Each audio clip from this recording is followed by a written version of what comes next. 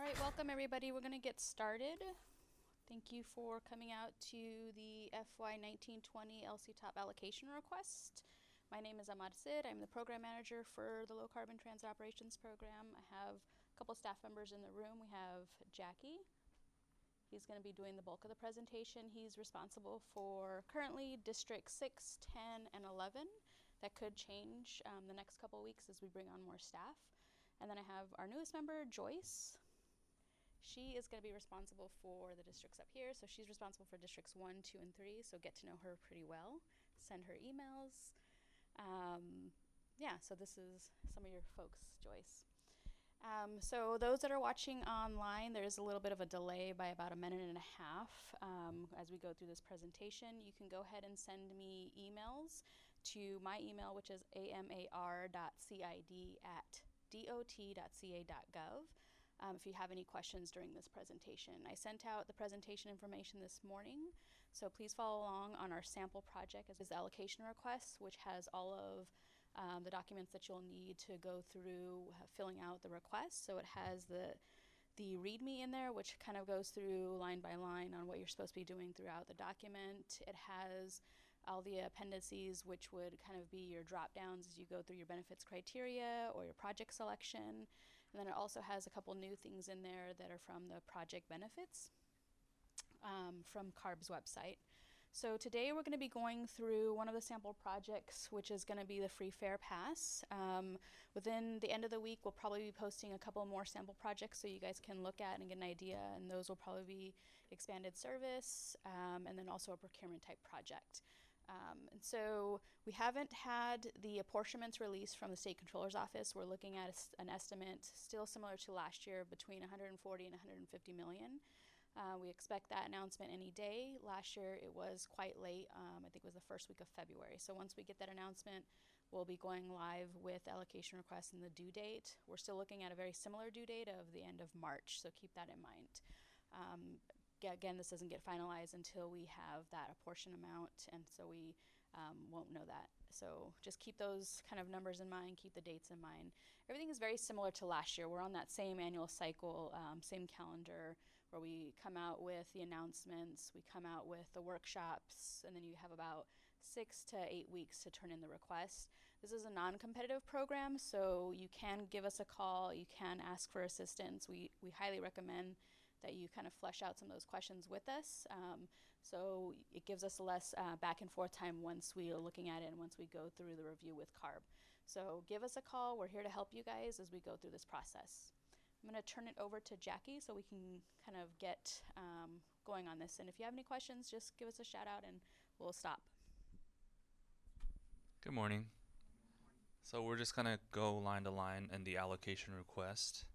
As you can see, the very top, nothing's really changed from the previous years.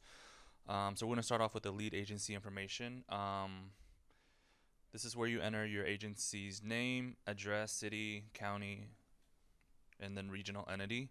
We ask that you make sure this address is correct because when the checks get cut out from SEO, this is the address that they're going to use. So make sure that the address is correct.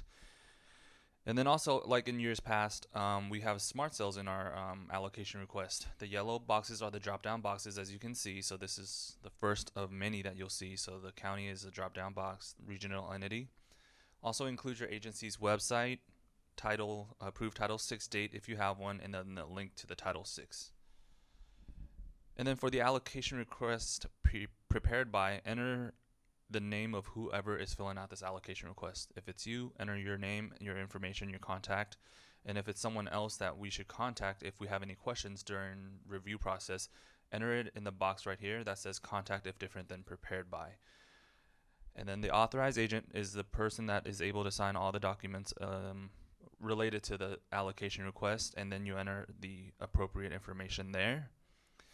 And then the legislative district numbers are also smart boxes, same as in previous years. Nothing's changed there.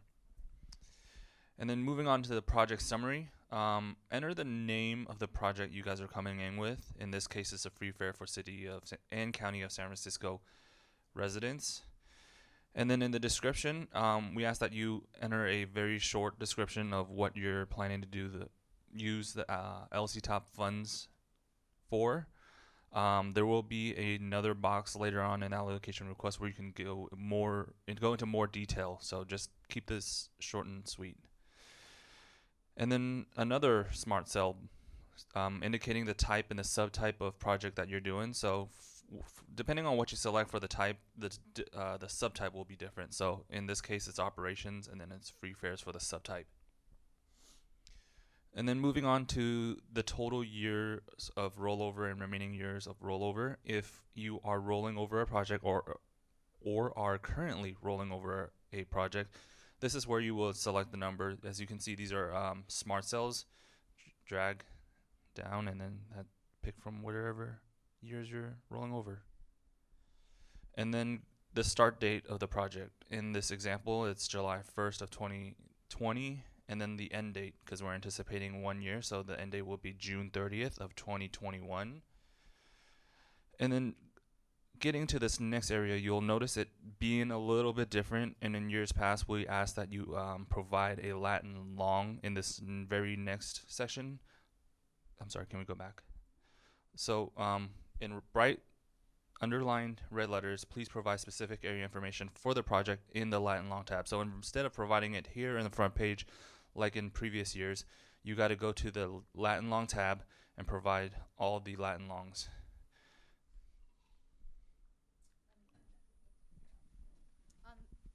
This particular area, we had a lot of back and forth with CARB on this, and to make it easier for reporting requirements, if you are benefiting a priority population, so a low-income community, a disadvantaged community, or a low-income community within a half mile, and you're doing like a free fare type project, this is where we're asking you to document that area. So anywhere that you have a stop within those communities, you would document it here. At the very minimum, if you are benefiting these communities, please document at least one stop within those locations. So the Latin long would be associated to a bus stop or a transit hub within the low-income area community or the disadvantaged community. So the first 3 lines, please at least document them there. If you have your own shapefiles, your own GIS components, please send those in, because we'll gladly accept that, since we have to kind of compute all the Latin longs into the KMZ files anyways. So if you have that, we would gladly appreciate that.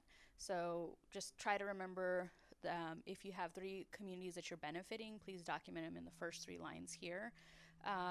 If you're not documenting a benefit to community, we would still like you to address like your Latin long of where the stops are, because everything anyways gets documented in the maps. So if you go to the annual reports that CARB release generally in March, you'll see all the project location data for each program there, and so you would see your community documented. You had a question? Yeah, so I got a question. So the project we have is just a mini to mini, so it's just a demand response. Mm-hmm. So there's no specific stop Mm-hmm. anywhere it could be. Mm-hmm. So in that case, do we just pick a central location? Yeah, that's a good question. So the question is, it's a demand response type of service.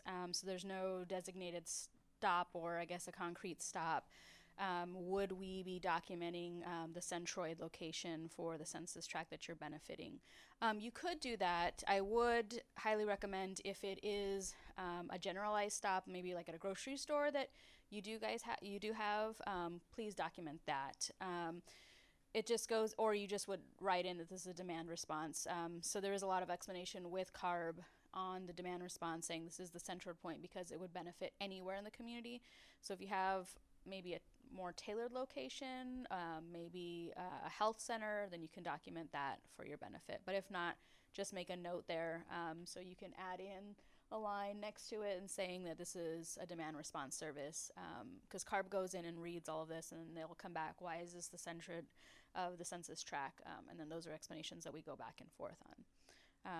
And that, as Jackie goes through this, if you're explaining that in your document, that also helps when you go through the project summary, that this is a service-wide benefit, that is demand response, or this is a rural community type service. Those are things that you do, because in some areas we're communicating with CARB that yes, on the middle of this road that looks like could be in the middle of nowhere is actually a pickup location for some school children in a rural community. Another question? Yeah, so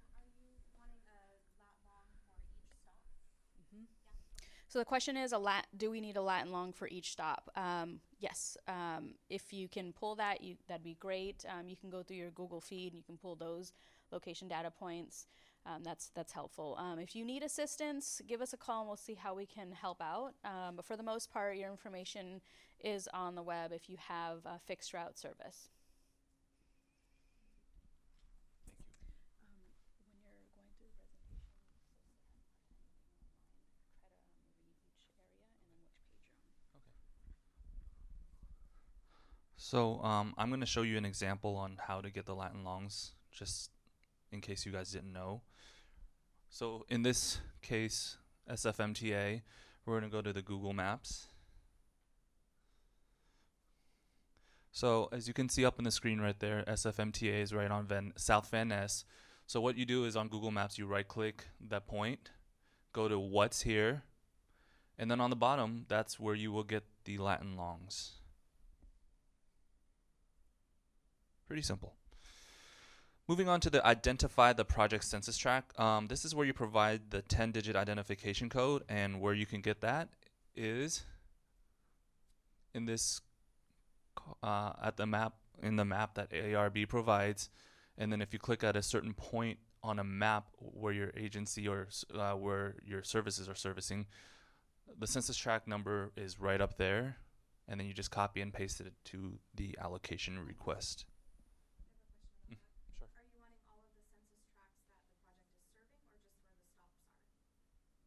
I would say all. Yeah. And then going back to the allocation request. So the project life. For capital projects, you want to state the useful life of the project in a number of years, and then for operations, enter the number of months. So again, in this case, it's a 1-year project, so in operations, 12 months. For the funding information for the 99313 and the 99314, whenever those amounts get released, you would enter them here. And then you'll also notice that there is a green smart cell.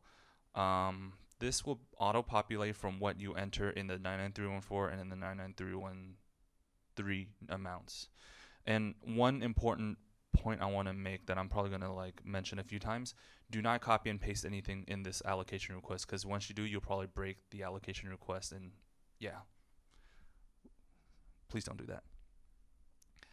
Next, we have the approved letter of no prejudice. Select yes or no with the smart cell drop-down box. And then if you have one, please provide the approval date of the letter of no prejudice. And then getting into the funding information, everything looks the same as in previous years. The blue cells are auto-populated from the information that you provided in the previous page, in page 1. As you can see here, the 99314 and 99313 are auto-populated from the information you entered earlier. And then on the bottom, the lead agency, also auto-populated from the very top of the allocation request. And then you enter the amount for 99313 and 99314 again over here. One of the things about the smart cells is it'll pop up red if the amounts don't match up. So in this case, as you're filling out the allocation, you're not going to have the amounts filled in yet. So the top is going to have a red cell indicating that the amounts are wrong. And then if you scroll down, the total LCTOP 1920 funding, go up a little, please. Right there, yeah. That will also be red until you fix the number up on top. And then if your project has any contributing sponsors, please enter all the information there and the amount they're contributing, whether it's 99313 or 99314. Supplanting funds. So basically describe how LCTOP funds will not supplant other funding sources. A great example here is just keep it simple and say, without LCTOP funds, this project would not be possible. And then for the fully funded project, please provide a description of the status of all the funds to be used to completely fund this project. And again, in this example, this project will be 100% funded with LCTOP funds. Does anyone have any questions so far? It's pretty much the same as previous years.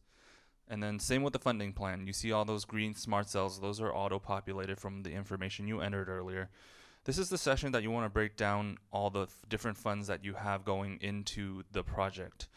For LCTOP purposes, the first three rows, you do not enter any information there. It's just the last three. So construction, vehicle, equipment purchase, and operations and or other. So again, list out all the different fundings that you have for the project. In this case, it's pretty simple. We only have LCTOP, so we just listed LCTOP and the amount there. And again, if you entered the wrong amount, there will be a red smart cell that pops up right up there. And then you have about another page and a half of this funding plan for you to enter as much funding sources that you may have. Going into the project information. As I mentioned earlier, this is where you want to give a more detailed description of what your project is. In this case, it's free fares. If you're buying bus stop shelters, indicate that you're buying bus stop shelters, how many you're buying, anything that goes with it, like benches, stuff like that, lighting, solar. Project planning. So explain the planning process. Explain the planning process that this project went through and how it was designed. So basically how this project came to be. Give a detailed explanation over here. And going on to project cost. This is where you describe how the project costs were developed and provide an itemized cost breakdown. Again, I'm going to go with the example of buying bus stop shelters. What kind of bus stop shelters, how many bus stop shelters, if there's going to be any trash bins, how many benches, stuff like that. So, and then indicate like how much they all cost, how many you're buying and how much they all cost. So it's sort of like a receipt, if you will.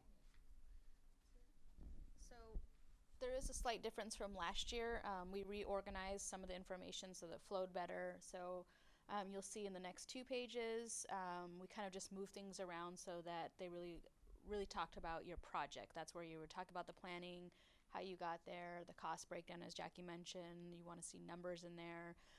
Good example on the free fare is documenting like how much the ticket cost is, how much rides you anticipate, those sort of things would be there. So all that information should kind of free flow on that first page, which is project information. And then Jackie can talk about, this is more agency information. Again, it's kind of like really relevant information on getting to know your agency and the type of service that you're going to be providing, that really document the type of benefits that you would realize from providing this project's benefit. And then going on to, I don't even know what page this is, but agency fare. So this is where you describe the fare structure for your system and how the project will affect the fare structure at all. So in this case, current fare structures are at $2.50 for adults, 75 cents for seniors and children under 5 are able to ride transit for free. And then you can describe how this project would reduce fare for all riders on selected dates. And then we go on to the agency service area. This is where you describe the agency's service area, including the city, town, or community that your transit agency serves. So in this example, city and county of San Francisco, and then you kind of give a little description about the city and the county as a whole. Provide some demographic information if you can. And then going on to agency service. This is where you describe the transit service that your agency provides and how the project plays into the whole overall operations of your agency. So if you're running a dollar ride, you're running night and weekend services, that's where you want to go into describe where all that. Project GHG benefits. This is the same as in previous years. This is when this is where you want to describe qualitatively how this project will reduce greenhouse gas emissions. The free fare project will reduce traffic congestion by having more people use public transportation instead of using their own cars to travel to employment, shopping, doctors, or work. And then this chart here, year 1, year F. As in previous years, the explanation is just as important as the value. In this example, the project starts in 2020, so it's a smart cell. We use the drag down box and select 2020 when the project starts, and then we give that explanation in the explanation box. And then the project will end in 2021, so we select 2021 for year F, and then we give the explanation there. For the project year one ridership, in our example, the explanation is expected free fares that'll utilize the free fares. It will, let's see, took $550,000, and then we divided it by our average fare, which is 250, and that is where we came up with a value of 220,000 new riders. And then we put the same amount for the project F year ridership because it's a 1 year project. And again, we explained basically what I just said on the explanation side, so we can kind of account for how you got that number. So explaining how you got that number, the ridership number, is very key here. So on this ridership page, this is something that we had some issues with in the last couple years, is when agencies are going into a year 2 of operating a free fare program, or a year 3, or even new service type of programs. We want to be consistent on what you're reporting. So we look at your semi-annual reports where you document ridership information, and that really kind of talks about our these numbers, especially for the second or third or fourth year of service. So for some examples, we had looked at semi-annual reports that had really low ridership, and it wasn't adding up to the documentation for the project. And so when we have these numbers, we'll probably give you a call, ask you for an explanation, because this is something that would really look kind of weird if we're looking at the documentation provided for your 6 month or a whole year of ridership and it's not really matching up here. This is something that where CARB will catch and say we have a discrepancy here, or the actual numbers are a lot lower than what you're trying to benefit from. So try to be consistent when you're looking at your numbers. The free ride days are generally easy to document because you can just look at the tickets that you're passing out. We can also look at increase in ridership on the future years that are associated with those tickets. So those are a little bit easier than the expanded service when you're documenting the increase in ridership from year to year. If we have a great explanation on why there may be a dip in service or a dip in ridership numbers, we can usually explain that with CARB and usually move the project forward.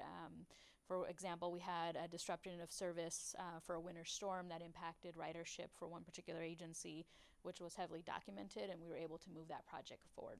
So just keep that in mind.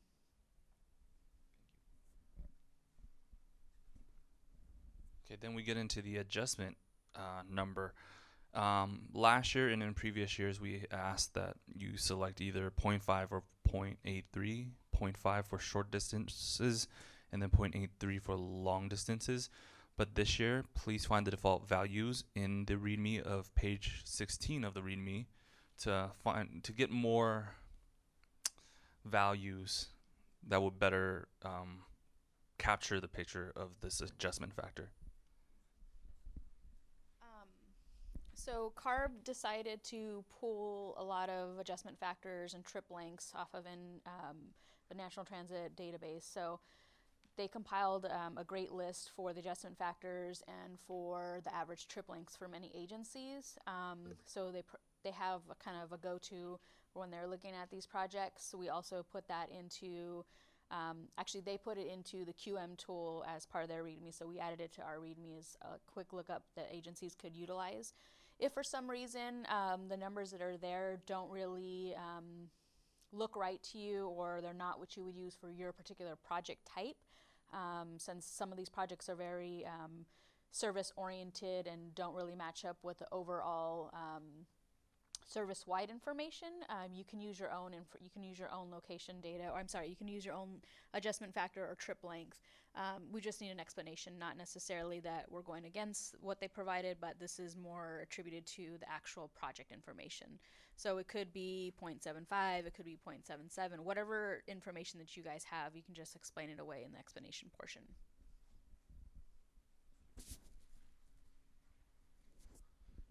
And then in our example for the trip length, we got 15, and then for the explanation, we just set the average length recorded for the SFMTA. And then at the bottom of this page are all smart cells that are all auto-populated from information that you previously provided. Can we go back to the allocation request, please? So the first the green boxes are auto-populated for the information that you provided previously. When you're filling this out, the last two, the total project GHG emission reductions and the LCTOP project GHG emissions reduction, will not show a value. Don't be afraid, because once you go into the QM tool tab and fill out all the information there, that information would populate. So we're going to go into the QM tool. You can do it like this, where you stop right there and go to the QM tool, or you can fill out the rest of the allocation request and then do the QM tool. But we're going to show you how to fill out the QM tool. As you can see, a lot of the stuff are already auto-populated. And then the yellow boxes are the smart cells drop-down boxes, in this case, intercity, express, bus, long distance. And then the type of region, you pick either county or air basin.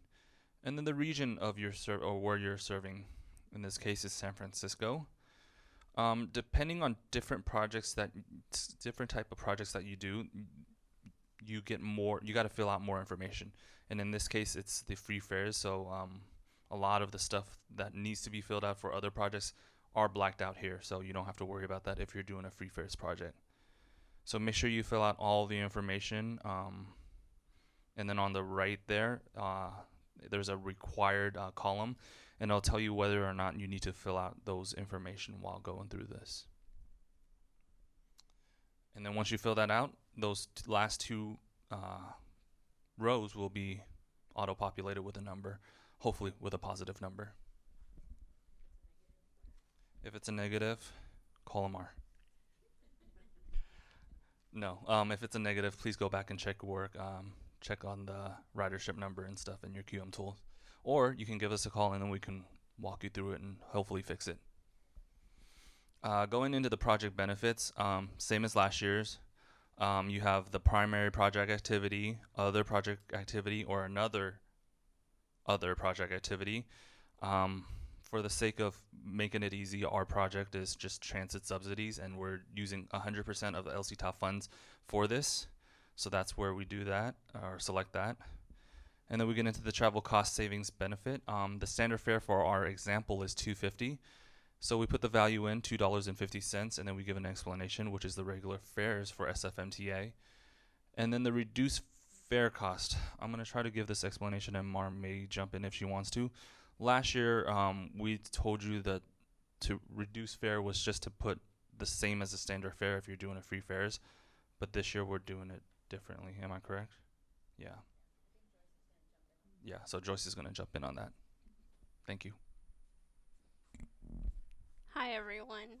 So the reduced fare cost is what's different from last year's. I know last year we asked you guys to put the value that that you reduced from the standard fare. So say if this were last year's allocation request, you would have put $2.50 for the reduced fare cost section.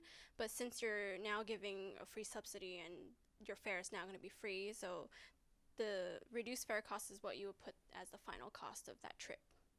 And the transit facility parking cost is what your riders would pay if they were to park at your facility in order to hop onto your service and to get to their destinations. Same for the avoided parking costs and avoided toll costs. That is what they would have been paying if they weren't to ride your services.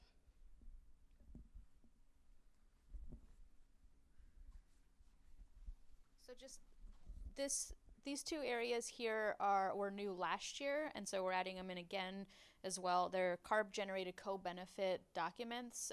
So you can go to the CARB co-benefits website, and they have a list of all the co-benefits that they have a type of tool associated with it. For our purposes, we're trying to make it as easy as possible for everybody by incorporating it into the document. The same with the QM tool. These are all standalone products, but we incorporated them in so that there's a lot of drop downs and so that we can report easier on the projects. So that's where you'll see these two areas here are associated with the co-benefits that CARB has documented as something that we should be looking at from here on out. So just keep that in mind. You can also go and look at the standalone document or tool if you want to do something else and see how it compares to what we have inputted into the system here.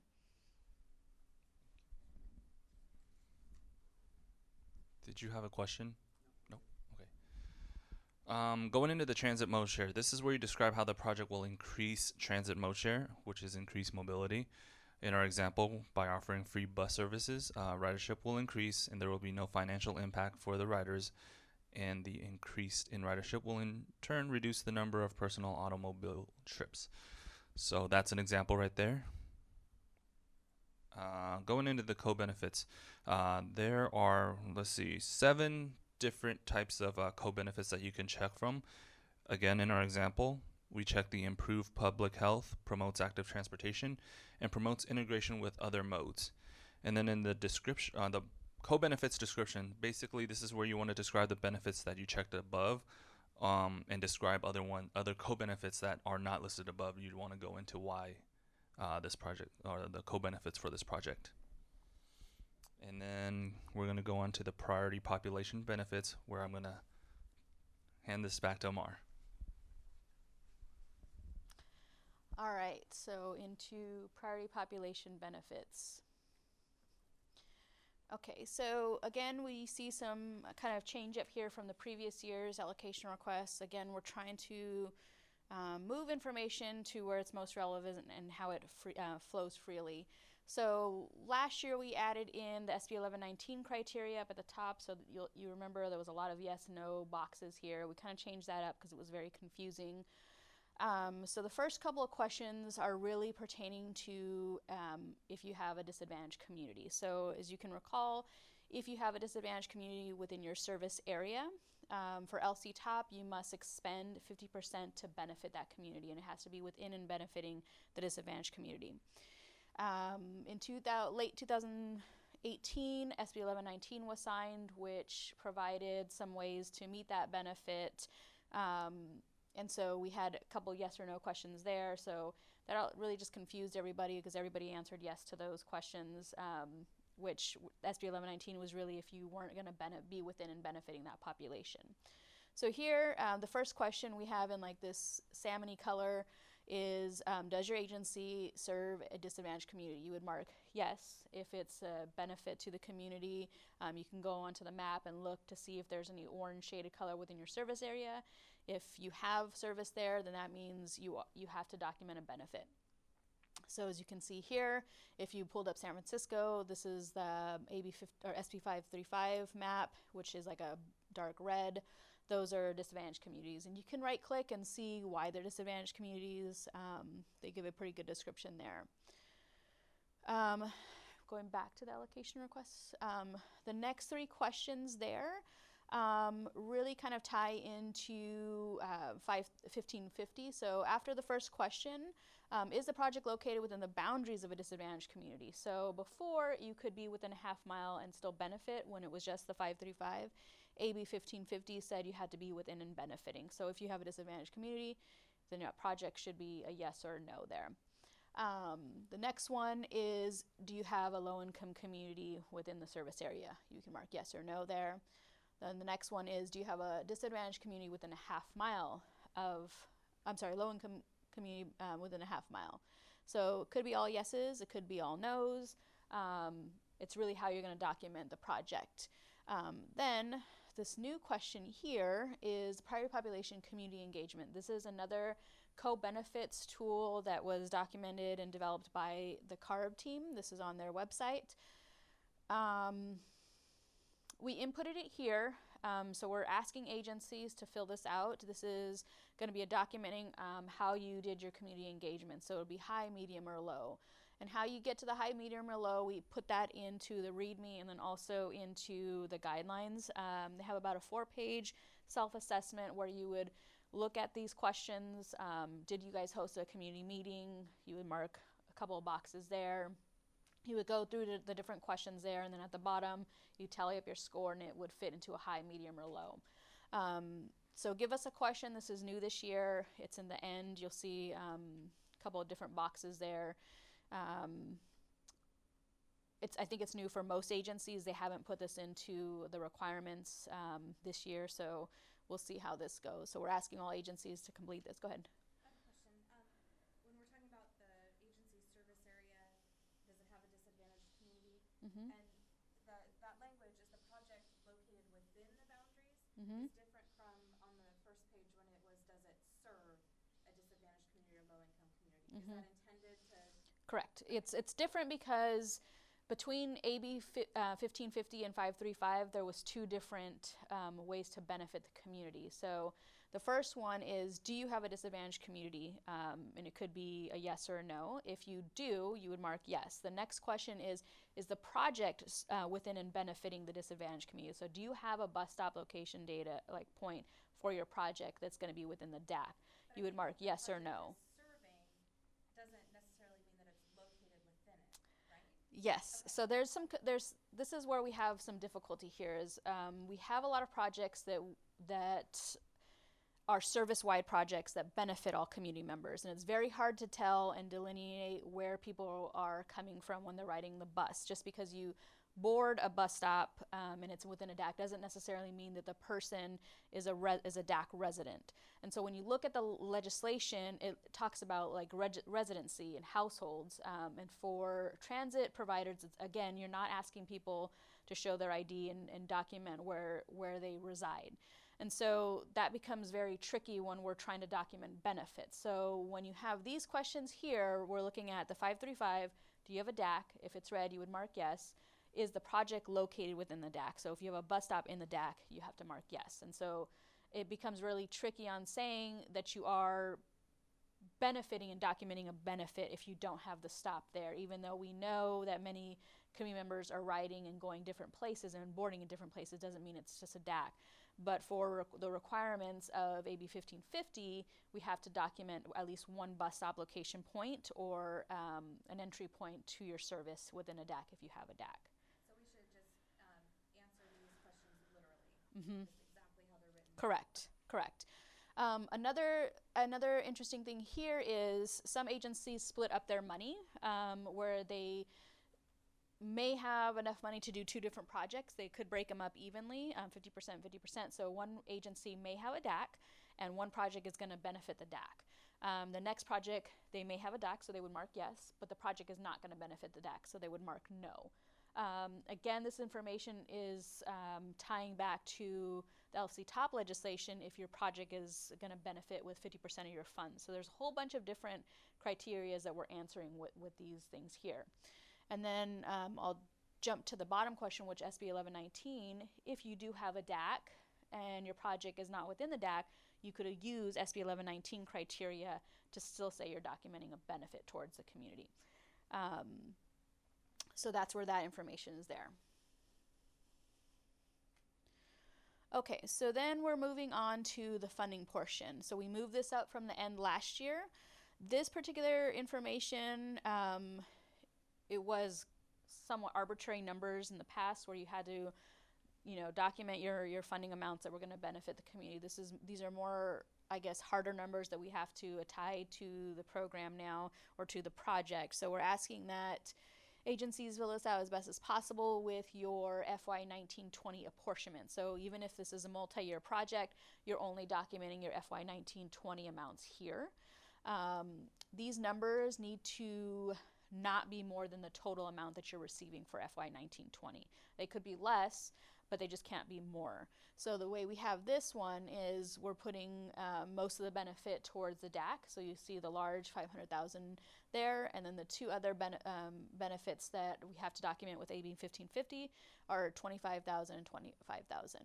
So this could all be in the DAC, like you could put all of your money benefiting the DAC. It could be a split between the DAC and the low income. Maybe you don't have a bus stop in the half-mile buffer zone, so you would only document those two. So think about when you're on that Latin long portion in the beginning, do you have location data for at least 3 of those benefits? If you do, then you're marking the money there to benefit. If you just have the low income amount, then you would just mark the low income amount there. Okay, so then we go into how we come up with a benefit towards community. Again, this is derived from the CARB guidelines, so you can go to our useful links where we have the CARB information there. We put this in our appendix as well, so you can look at documenting a need. The first, there's 4 questions on how to document a need. The first two questions are what CARB and Caltrans kind of want to see agencies selecting. So it's hosting community, it's more direct engagement with coming up with the community need. So even when you go to the CARB website, you'll see highly recommended or just recommended for the last two selection. So you can do A, B, C, or D. On this project, we selected D. So from here, they have a table which lists different types of needs. This is again in your handouts, also on the CARB funding guidelines. So if you mark D, then the next selection, which is the priority population community need, would populate, and then you would go through this and find the need that most matches what you're trying to do here. So in this particular area, they documented reduced transportation costs, so free reduced transit passes improve access, because it directly correlates to some of the engagement or some of the documentation that they may have received where community members are asking for free passes or a free day. So that's there. Then in your own words, you get to the community need portion where you're going to describe what that need is. So everything again should be kind of relating as you go down so that it all matches up. So SFMTA uses a variety of approaches to determine the community need. So they use the table to document that need. So if you weren't going to use selection D and you were using A, host community meeting, you can write, we hosted 2 community meetings and we had several community members that were requesting free rides, and that's where you can document that there. Then you go into priority population benefits. So again, the drop downs are all listed into the README section. You're going to identify the selection that is most appropriate for your project. Here we put the project provides transit incentives to residents in a disadvantaged community or low-income community, i.e. or e.g. the transit vouchers reduce transit fare. From that selection, the next 3 boxes are the description portion. So you make that selection and then you're going to write your description on why you selected that or how it meets it. This information could be very similar, if not the same, for all 3 of the boxes. So you'll see here, it's the same information, just making sure that you're identifying a DAC, the low-income community, or the half-mile buffer within a DAC, because this project is documenting a benefit for all 3 priority populations. So the description portion, again, relates back to that selection criteria, and it could be very similar for all 3 portions. If you're just documenting the low-income community benefit, you're just going to be filling out that middle box. Then you go into SB 1119 criteria, and this is where it gets a little bit tricky and confusing. So if you have a DAC, think of it this way. If you have a DAC, this is probably the only reason why you would fill this out. If you do not have a DAC, then don't fill this out. So we're asking agencies to mark no on all of these if you are not going to be utilizing the SB 1119 criteria. So we have information in the guidelines on what SB 1119 is. They provide 3 areas on how you can document a benefit to a DAC if your project is not necessarily located within a DAC. And so you have the first 2 questions is the project transit fare subsidies. That's a way to not have, I guess, specific documentation for a benefit. So you'd mark yes there, again, only if you have a disadvantaged community and only if you're using criteria for SB 1119. So for the most part, when we looked at our projects from last year, we had maybe less than 30 projects that were actually using SB 1119 criteria, because for the most part, agencies could document the benefit towards community, and so that's what we want to see is a documentation towards community. On the last question, is the project new or expanded transit service that connects with transit service to a disadvantaged community? So this right here is connectivity. And so this particular question, if you marked yes and you have a DAC and this is the selection criteria you're using, you would describe that in that portion there. And so that means if, for example, you're expanding service outside of your disadvantaged community area, but there is connectivity to a DAC stop. So let's say you have a new rail line that is not within the DAC, but you have a lot of feeder buses that come in from disadvantaged community areas, or you have a transit hub somewhere else in the DAC. and it comes to the rail line, then that would be a direct connectivity or connection that you can document here for SB 1119 criteria. A prime example of this would be up in Sonoma, where they have the rail line that doesn't have a stop in the DAC, but it goes through the DAC. Their stops are like a little bit more than 1 mile, so it doesn't even meet the buffer. There's no way you can just put a stop there in the DAC to just document a benefit. So they are using the criteria to document other location data and connectivity to the disadvantaged community. Go ahead. So this would be, I think, where we could highlight for our particular scenario where we have the project is not located within a DAC, Mm-hmm. but it serves a DAC. So is this where we would indicate that? Yes. So the question is this the area where you document a benefit towards a DAC even though the project may not be in a DAC? Correct. And really, if you would be trying to meet that claim for the 50% mark for the LCTOP criteria expending your funds. But if you had 2 projects and one project meets all the criteria, then you still wouldn't need to use the SB 1119 criteria. And did I understand you correctly that LCTOP would not, if our project does not have a DAC within its stops, we are going to answer no to all of these? Correct. But then fill in some kind of explanation in that box? You don't need any explanation. So the question is, if the agency doesn't have a DAC within their service area, then you would not need to fill this out. That's correct. You don't need to fill this out. You don't need an explanation here. You're only filling this out really if you have a DAC and you can't document a project benefit with the project you're describing here. You would use SB 1119 criteria, where you would mark if it falls into any of these 3 categories. And then if you do mark yes on that last question, then you would use a descriptive portion on that connectivity portion. So again, if you don't have a DAC within your service area, and you can look at your service area and you guys can define what your service area is, then you just ignore this last page right here.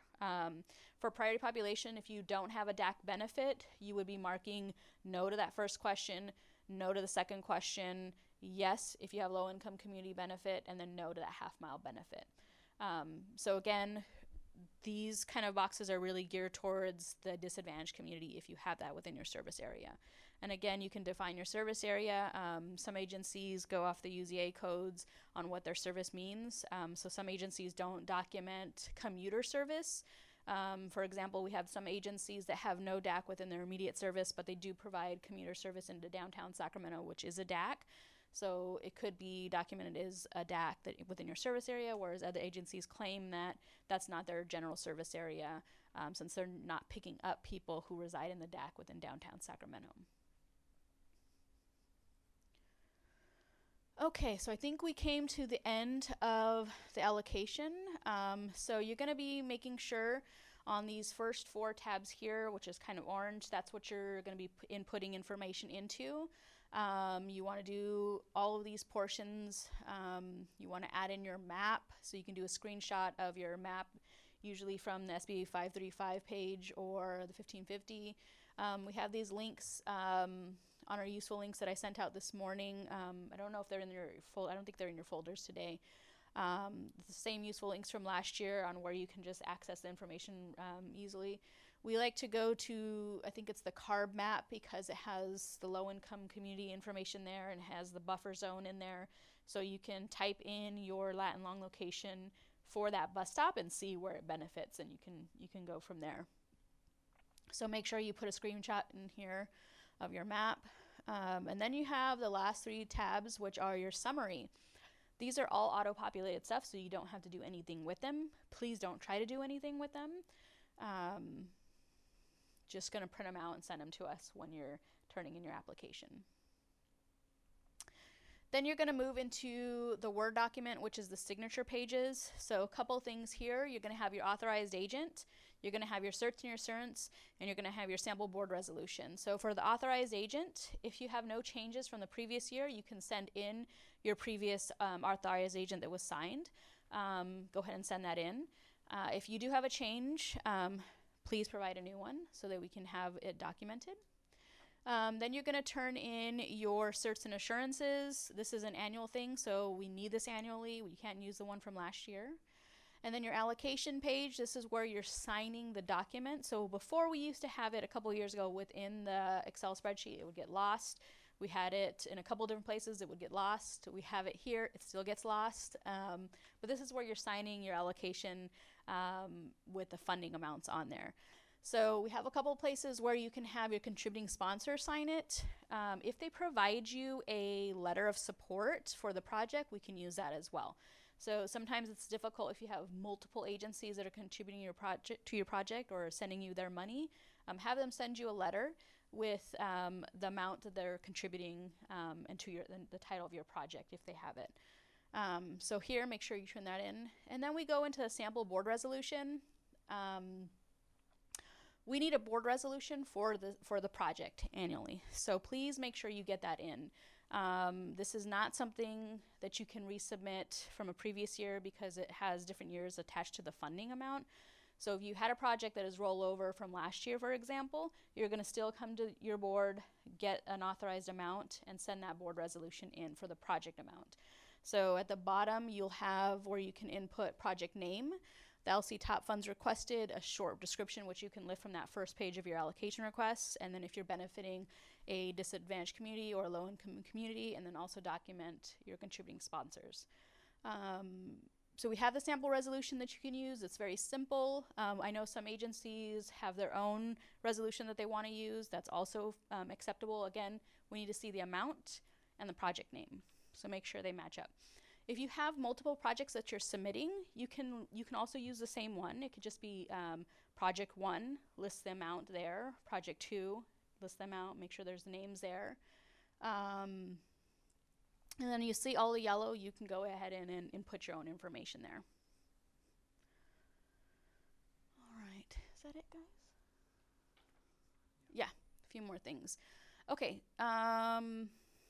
so our timeline, like I said, when I opened up, is very similar to the last couple of years, where we start our workshops. We're waiting for that apportion amount from the state controller's office, and the due date would be the end of March.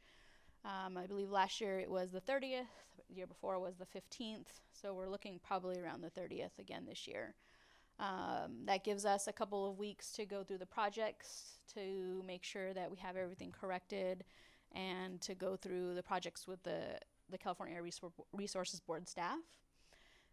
The award date would be June 30th, so you should start seeing checks on June 30th or July 1st. So if you're looking at coming in for a project, we would have a start date no earlier than July 1st of 2020. So keep that in mind. And then a reminder on our reporting, May 15th is semi-annual report that's due next, and then November 15th for the next one. And then we have additional workshops here. Our last workshop will be in Sacramento with a webinar as well. So if you still need some support on the allocation request and you want to look at it again, we'll be doing another webinar there. That usually is recorded, and we'll be posting that as soon as we get that information. Last year's webinar is still on our website, and you can access that one. And here's some of our contact information. My information's at the top. Joyce, your new liaison, her information's there. And then you'll see TBD. Eric Wrights is no longer with us. He moved on to another agency. So we'll be backfilling that position hopefully soon. And then the priority population liaison is Courtney Williams. So if you have any direct information or requests or questions about priority populations, you can email him as well. And then Jackie's information as well is there too. Okay, anything else? Any other questions? Question. For rollover projects, capital, if we have an increase in cost for construction, and so our funding would change, do you want, like in the past it has been issues if the funding is not the same as the previous Yeah. year, do we then put it just in the description of project costs, or do you? Yeah, that's a tricky question. So the question is, what happens when there's a cost increase on a rollover project? I think we'll have to treat that by case basis, because we want to make sure that you're being consistent across the board. So we have to look at a scope increase to really justify the cost increase on a project.